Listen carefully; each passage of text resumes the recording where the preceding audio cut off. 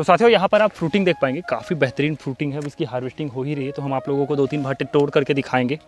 ये देखिए किस तरह के साइज़ है और इसकी चमक और क्वालिटी देखिए, काफ़ी बेहतरीन है। कभी भी बैगन को एक्सेस खाद नहीं होना, कम भी नहीं होना और एक्सेस नहीं होना। मैग्नीशियम खाद का बहुत ज़्यादा ध्यान रखें। हमारे छत्तीसगढ़ में तो 100 टन से ऊपर का रिकॉर्ड है। किसान ने 169 टन जगदलपुर ने एक किसान ने तोड़ा था प्रति एकड़। 25 से 30 स्क्वायर फीट जगह चाहिए एक पौधे को।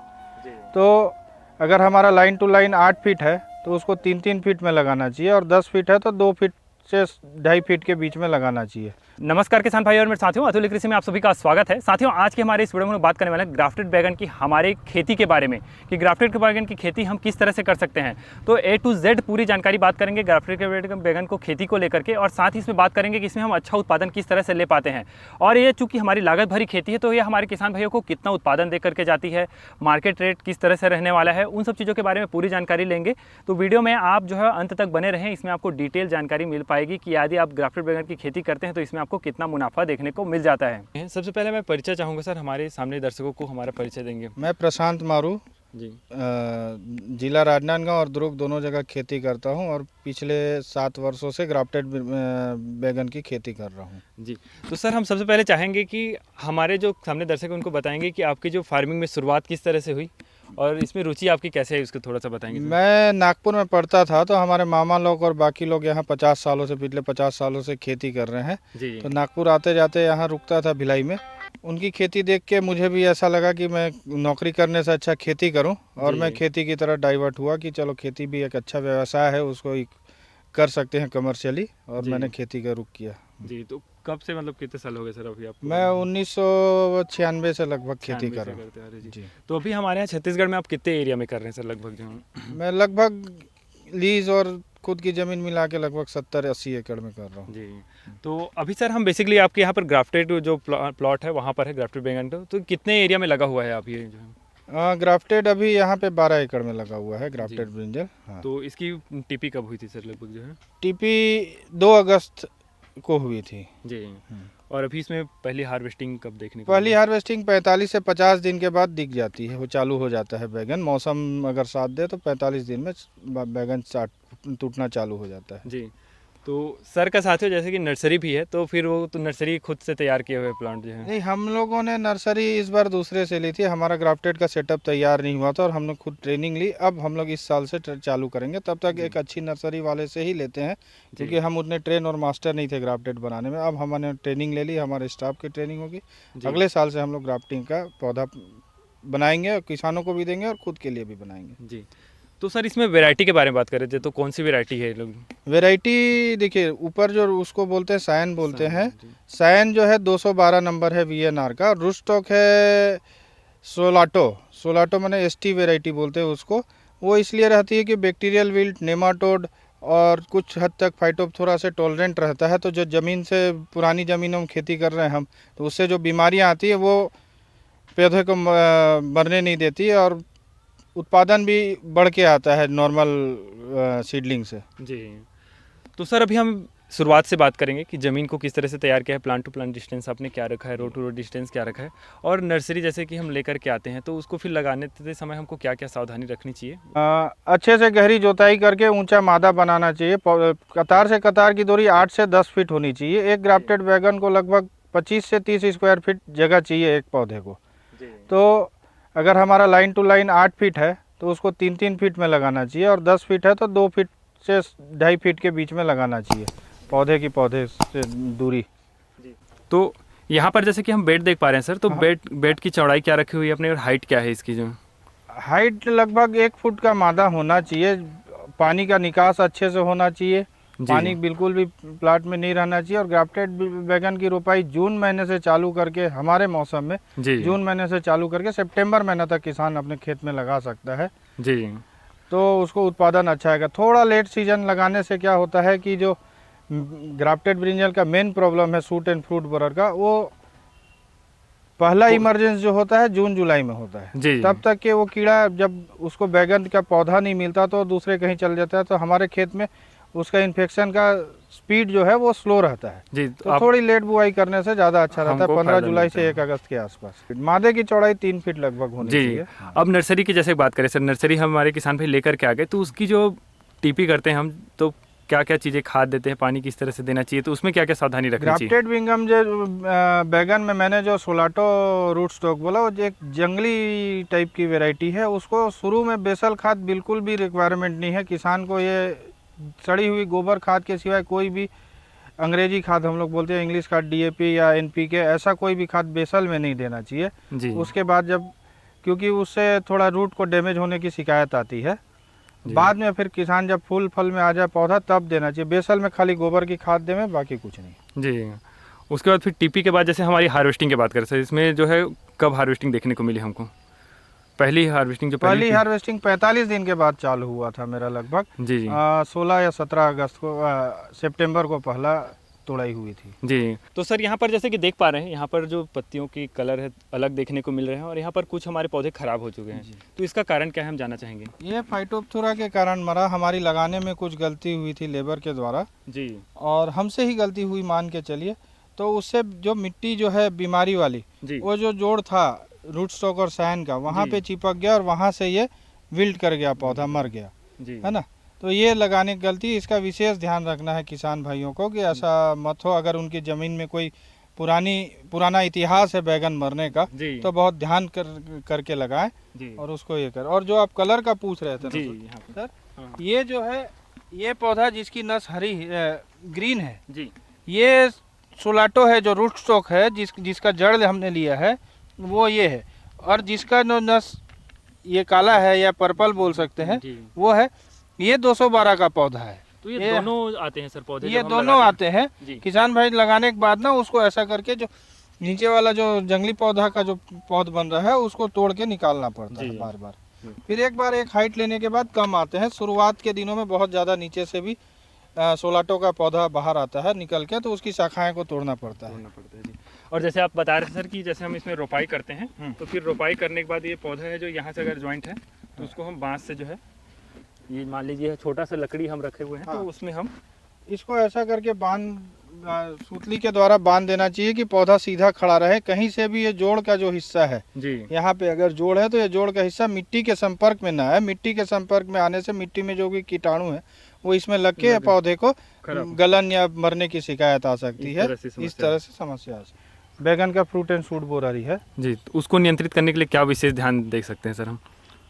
उसको नियंत्रित करने के लिए किसान को ऐसी दवाइयाँ मारनी चाहिए जो अंडा, उसका जो एग लेइंग होता है उसको खराब करे, अंडा खराब हो जाए।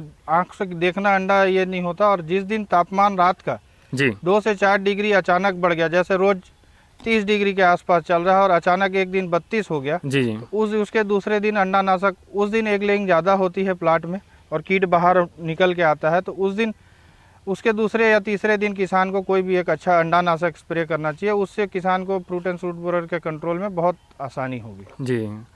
और सर अभी जैसे आगे हम बात करें, इसमें जो हमारा फ्रूट रॉट होता है, जो मेन अभी देखने को मिलता है फल आने के समय, उसको किस तरह से नियंत्रित उसके लिए कोई भी हल्का फुल्का फफूंदनाशक जिसमें साथ में जिंक हो, उसका स्प्रे करने से फ्रूट रॉट तो बच जाता है। जी, और फल वही गलता है बैगन में ज़्यादा जो ज़मीन से छुआ हुआ हो या फिर उसमें तना छेदक लगा हो, वही बैगन खराब होता है, डायरेक्ट फ्रूट रॉट नहीं होता जी। और बड बोरर एक बड़ी बीमारी है। उसके लिए फिर कोई भी ऐसी दवाइयाँ जिससे 2 पंख वाले मच्छर मरते हों, वैसी दवाइयाँ छींटने से ये हो जाता है, जी, कंट्रोल हो जाता है। जी।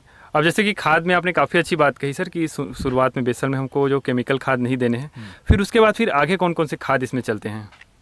देखिए, लगाने के तुरंत बाद हम लोग थोड़ा सा कोई भी फॉस्फोरस वाला खाद जैसे 1261 हो गया, 05234 हो गया, उसको 2-3 दिन देते हैं। उसके बाद NPK मिश्रित खाद ड्रिप्स के द्वारा देते हैं। उसके बाद NPK जो खाद होता है 1919 हो गया या 20-20-20 हो गया, इस टाइप का, वो 2 से 4 दिन देते हैं। उसके बाद जब हमारे यहाँ बैगन लगता है तो पानी का मौसम, बरसात का मौसम रहता है, फिर उसको कम से कम पानी देते हैं, क्योंकि फिर पौधा अपने आप जड़ खोज बढ़ाए और ज़मीन में से खाली अपने ज़रूरत के हिसाब से पोषक तत्व खींच ले जी। उसके बाद जब फूल और फल में आता है बैगन, उसके बाद उसको मेजर खाद की रिक्वायरमेंट रहती है, तब उसके बाद हम लोग खाद चालू करते हैं। खास करके पहला जो छोटा बैगन दिखता है उसके बाद ही देते हैं। 16-8-24 खाद हम लोग ज़्यादा प्रीफर करते हैं और माइक्रोन्यूट्रिएंट और मैग्नीशियम का खास ध्यान रखते हैं। हफ्ते में 1 से 2 बार मैग्नीशियम 2 से 5 किलो प्रति एकड़ देते हैं, मैग्नीशियम सल्फेट या नाइट्रेट जो मिल जाए। जी और 16-8-24 मतलब कि 4% 4 नाइट्रोजन, जी 2 फॉस्फोरस और 6 किलो पोटास, इतना इस रेशियो में हम लोग खाद देते हैं। जब छोटा बैगन रहता है तब प्रति एकड़ 1 किलो खाद देते हैं, और जैसे जैसे बढ़ते जाता है तो ज़्यादा से ज़्यादा 6 से 7 किलो खाद प्रति एकड़ प्रतिदिन देते हैं। जी। तो सर इसमें हम जानना चाहेंगे कि इसमें जैसे कि हमारे उत्पादन है, जो फल हैं, कहाँ पर लगते हैं, किस तरह से लगते हैं, उस पर क्या खास ध्यान दिया जा सकता है? मैंने हर पत्ती के पहले, जी पत्ती आने के पहले नीचे में यहाँ पे फल लगता है, जी और 4 प्रकार के इसमें फूल होते हैं।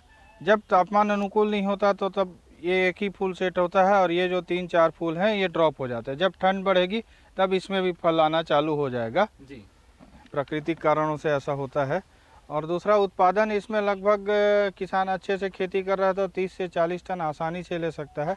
हमारे छत्तीसगढ़ में तो 100 टन से ऊपर का रिकॉर्ड है। किसान ने 169 टन जगदलपुर ने एक किसान ने तोड़ा था प्रति एकड़। काफ़ी, हाँ काफ़ी ज़्यादा है। वहाँ पे रायपुर भिलाई की अपेक्षा थोड़ा लंबे समय तक खेती होती है, क्योंकि गर्मियों में वहाँ का तापमान 40 डिग्री से ऊपर नहीं जाता, और हमारे यहाँ 40 डिग्री से ऊपर जाता है। तो यहाँ पे मार्च महीने के बाद fruit setting, natural fruit setting आनी बंद हो जाती है करके यहाँ पे जल्दी बैगन ख़त्म हो जाता है। और जगदलपुर का 8 महीना, 9 महीना, 12 महीना तक के उन लोग लगातार हार्वेस्ट करते हैं। जी। तो इस प्रोडक्शन में जैसे बात करें हम, जैसे 1 एकड़ का बात करें सर, जी। तो 1 एकड़ में इसमें हमारे कितने प्लांट्स आ जाते हैं लगभग? 1 एकड़ में 3000 के आसपास प्लांट आते हैं। 2700 से 3000 प्लांट लगाने चाहिए कायदे से। जी 2700 भी आदर्श है, थोड़ा ज़्यादा लगाना है तो 3000, उससे ज़्यादा पौधे मेरे ख्याल से नहीं लगाने जी। चाहिए। और सर इसमें प्रोडक्शन नहीं, पर प्लांट का प्राइस बात करें तो कितनी लागत आ जाती है इसमें पर प्लांट नर्सरी वाले आजकल 11 रुपये प्रति पौधा चार्ज कर रहे हैं हम लोग को, जी है ना। और उस हिसाब से एकड़ का 30,000 रुपये के आसपास का खर्च इसमें आ खाली जाता है। नर्सरी का आता है। जी। और इसमें जैसे कि खाद दवाई जो है, क्योंकि थोड़ी सी लंबी चलती है हमारी फसल, जी और इसमें प्रोडक्शन इतना आ रहा है तो स्वाभाविक सी बात है सर, इसमें खाद तो बहुत लगता होगा। हाँ, जी। तो उसमें कितना खर्च आ जाता होगा? जैसे अगर बात खाद में लगभग मान के चलें कि लगभग 50 से 60 हज़ार रुपये प्रति एकड़ खाद का लागत रहता है। करें? जी और दवाई भी 30-40 हज़ार रुपये का, डेढ़ नहीं। और बांस का खर्च और बांस वो का सब खर्च, लागत, वो सब करके जी। लगभग 2 लाख रुपये 2 खर्च, लाख इसमें खर्चा 2 लाख 2.5 लाख रुपये खर्चा आ जाता है। जी हार्वेस्टिंग का खर्चा आता है। उसके बाद मौसम खराब हो तो थोड़ा खर्च बढ़ जाता जी। है। हाँ, तो थोड़ी सी लागत भरी खेती है ये, लागत जैसे- भरी खेती है। हाँ। जी। और सर इसमें मार्केट प्राइस की बात करें, क्योंकि हम इसमें एक्चुअल पर एकड़ में कितना निकाल पाते हैं वो तो बात नहीं कर पाएंगे, क्योंकि हमेशा रेट इस बार अच्छा देखने को मिल रहा अच्छा, है, पिछले साल हाँ, कम था जैसे हाँ। कि आपने बताया। जी, तो एवरेज रेट क्या देखने को मिल जाता है लगभग? जैसे 8 से 10 रुपये एवरेज आता है प्रति किलो का। जी तो जैसे किसान 30 टन हार्वेस्ट कर रहा है तो 30,000 गुनी 8, 2,40,000 रुपये। लेकिन 40 टन अगर हो जाता है जी तो 3,20,000 रुपये का हो गया। जी और किसान अपने अनुभव से और इससे लागत को कुछ कम कर सकता है। जैसे जैसे उसको अनुभव हो गया कि किस टाइम में वो कम से कम दवाई में बैगन निकाल सकता है, किस टाइम उसको मौसम ख़राब है तो थोड़ा ज़्यादा जी, मतलब दवाई का प्रिकॉशन लेके। लेकर, हाँ जी। हाँ। और उत्पादन के बारे में बात करें सर, उत्पादन किस तरह से बढ़ाया जा सकता है, या फिर क्या फैक्टर्स है जो उत्पादन में ध्यान दे सकते हैं किसान भाई? मौसम की तो बात नहीं करेंगे क्योंकि मौसम तो हाँ, वो हाँ, रहता है। खुद से किसान भाई क्या वर्क कर सकते हैं, प्रैक्टिस कर सकते हैं? खाद और दवाई का रेगुलर ध्यान रखें। जी और कभी भी बैगन को एक्सेस खाद नहीं होना, कम भी नहीं होना और एक्सेस नहीं होना। मैग्नीशियम खाद का बहुत ज़्यादा ध्यान रखें, खासकर जी। ग्राफ्टेड बिंगल में बैगन में मैग्नीशियम की रिक्वायरमेंट ज़्यादा रहती है, जी तो उसको अच्छे से दें। और कम से कम कोशिश करें कि उनके यहाँ तनाछेदक और इसका प्रकोप आए तो उनका उत्पादन बिल्कुल अच्छा आएगा। जी और पानी भी ज़रूरत के हिसाब से दें उसको, और पानी का निकास बहुत अच्छा होना चाहिए बैगन की खेती में। जी मतलब वाटर ड्रेनेज सिस्टम अच्छा होना चाहिए। जी। और जैसे इसमें हम हार्वेस्टिंग की बात करें सर, इसमें देखिए हार्वेस्टिंग हम जो है ले पा रहे हैं, इस तरह से हमको वो हार्वेस्टिंग देखने को मिल रही है। तो इसमें साइज़ क्या होता है, मार्केट डिमांड क्या होता है, या फिर इसमें अच्छा साइज़ कितना चला जाता है? मीडियम साइज़ का बैगन सबसे ज़्यादा डिमांड होता है। बहुत ओवर साइज़ भी डिमांड बैगन नहीं चलता, और बहुत छोटा हमारे बाज़ार में नहीं चलता। कोई जी। बैगन का ऐसा होता है कि हर जिले के हिसाब से, हर स्टेट के हिसाब से अलग कलर और मार्केट अलग डिमांड अलग मार्केट डिमांड अलग होती है। जी और ये बैगन ज़्यादातर भरते में और बाकी सब में भी काम आता है। जी और ये साइज़ आदर्श है, जी, ये जो size है 100-150 ग्राम के आसपास की जो साइज़ है वो सबसे आदर्श है तोड़ने के लिए। जी उसके बाद ज़्यादा बड़ा करने का कोशिश करते हैं तो इसका कलर और चमक कम हो जाता है, तो मार्केट में रेट उसका कम हो जाता है। जी।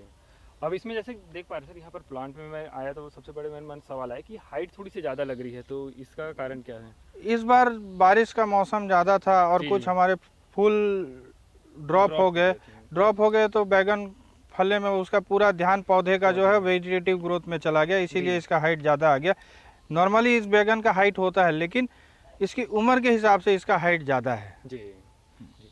तो सर वीडियो के अंत में हम जानना चाहेंगे कि ये जो थोड़ी सी लागत भरी खेती है, तो यदि इसमें किसान भाई आना चाहते हैं तो उसमें किस तरह से बेनिफिट देखने को मिल सकता है, फायदे किस तरह से नहीं, हो सकते हैं? फ़ायदा तो बहुत अच्छा है अगर समय से निकाल लें, और किसान मेन है इसमें समय। शुरू में जो बैगन, कुछ बैगन भी उनका बहुत अच्छे भाव में बिक गया तो वो लागत अपनी बाहर निकाल सकते हैं। जी और प्लाट की तैयारी अच्छे से करें तो भी उनको लाभ मिलेगा। प्लाट की तैयारी के ऊपर ही बैगन का खेती कैसा होगा किसान का, यह निर्भर करता है। जी ठीक है, धन्यवाद सर सारी जानकारियों के लिए। धन्यवाद भैया।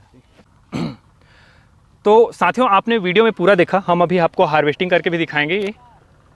ये देखिए, तो इस तरह की क्वालिटी के ग्राफ्टेड बैगन रहते हैं। ग्राफ्टेड बैगन का काफ़ी ज़्यादा फ़ायदा है। जिसके यहाँ जो बैगन होती भी नहीं, टमाटर नहीं होते, वहाँ पर इसकी खेती की जा सकती है।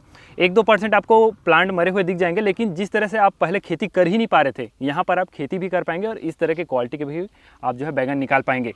चूँकि ये थोड़ी सी लागत भरी खेती है, इसमें हमको पर्याप्त उत्पादन देखने को मिल जाता है। इससे पहले हमने वीडियो डाला हुआ था जिसमें हमने 80,000 किलो की बात रखी थी कि उत्पादन हमको इसमें 80,000 किलो देखने को मिल जाता है। लेकिन काफ़ी सारे किसान भाइयों के कमेंट आए थे कि इतना ज़्यादा उत्पादन कैसे। लेकिन ये जो है पूरा आपके तापमान के ऊपर डिपेंड करता है। यदि आपके एरिया में जो है वह क्लाइमेट जो है थोड़ा ठंडा रहता है, लंबे समय तक ठंडा चलता है, तो आप इसमें लंबे समय तक खेती ले पाते हैं। जैसे हमारे छत्तीसगढ़ की ही बात करें, छत्तीसगढ़ में यदि हम देखें, हमारे जगदलपुर एरिया, बस्तर एरिया है, वहाँ पर आप चौंक जाएंगे, 80,000 किलो से दुगना 1,60,000 केजी हमको उसमें प्रोडक्शन देखने को मिलता है। तो क्या आप यकीन करेंगे, तो किसान भाई ने इतना प्रोडक्शन भी लेकर के दिखाया है ग्राफ्टेड बैगन से। वहाँ ठंडा रहता है मौसम, थोड़े लंबी चलती है ठंडी, गर्मी उतना नहीं रहता, जिसकी वजह से वहाँ पर प्रोडक्शन काफ़ी अच्छा देखने को मिलता है। तो इस खेती के बारे में हमने पूरी जानकारी ली किसान भाई से कि किस तरह से उसमें खेती कर सकते हैं। इसके अलावा भी आपके मन में कोई सवाल है तो नीचे कमेंट कीजिए, उसका हम जो है आंसर देने की कोशिश करेंगे। वीडियो अच्छा लगा, वीडियो को लाइक जरूर करना, चैनल को सब्सक्राइब कर लीजिए। आप जो वीडियो देखते हैं चैनल को सब्सक्राइब नहीं करते, चैनल को सब्सक्राइब कर लीजिए। जल्दी मिलते हैं इसी तरह के इंटरेस्टिंग वीडियो में और इन्फॉर्मेटिव वीडियो में। वीडियो अच्छा लगा तो अन्य किसान भाइयों के साथ शेयर जरूर करें। धन्यवाद, जय हिंद, जय भारत।